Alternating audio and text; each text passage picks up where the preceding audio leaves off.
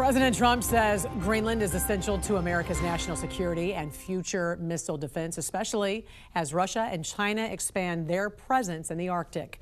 Joining us now to break down the stakes is retired veteran Brigadier General Jan Teichert. Good morning to you, sir. Great to see you.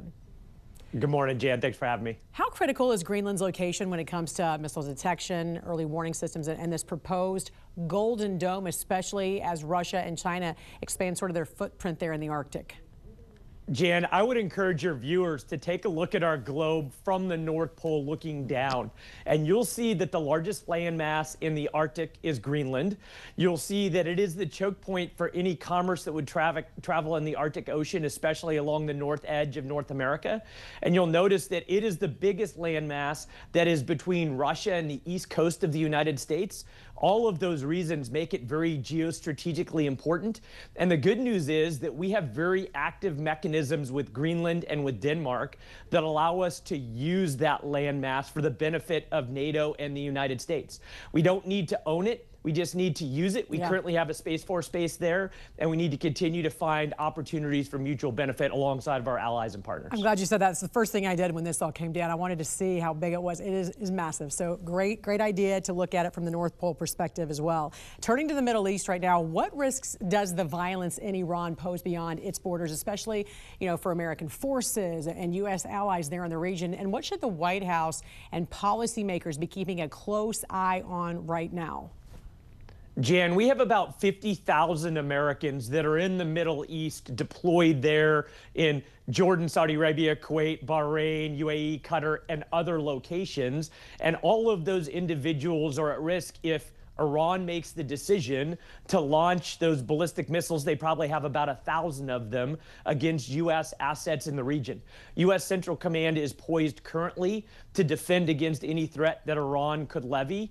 And right now, that would be an act of desperation by the regime in Iran that indicates that they see the regime falling and they're trying to do whatever they can to shore up support to stop the Ayatollah from having to step down. But I think we're on a pathway now where the regime is at real risk, which means that possibly Iran will do something desperate. Big day for President Trump right now at the White House, where he's meeting with Venezuelan opposition leader Maria Corina Machado.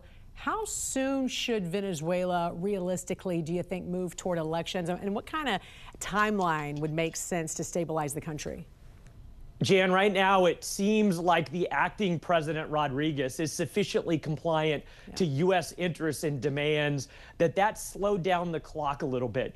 And Secretary Rubio has talked about a three-phase plan, which is stabilize, recover, and then transition.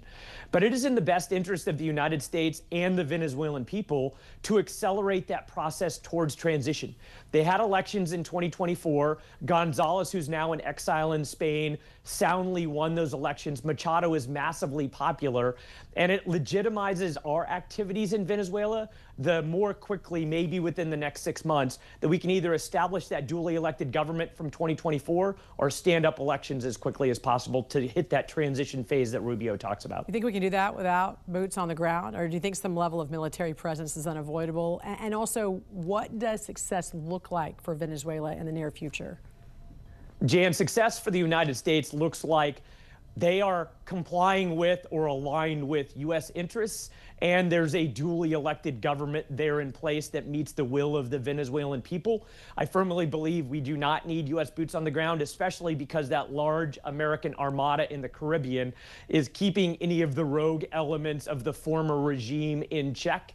I think as long as Rodriguez continues to be compliant, then that threat of U.S. force is sufficient, and we won't need U.S. boots on the ground in Venezuela. How interconnected are these global flashpoints, Greenland, Iran, and Venezuela, when it comes to all of these global security challenges? Jan, there are real malign actors around the world that wish to do harm to the United States. Russia, China, Iran, North Korea. And probably the greatest linkage that we see in those hot spots today is that we serve and we deter and we can defeat if necessary alongside of a broad and trusting network of allies and partners that we created at the end of World War II, that we have maintained.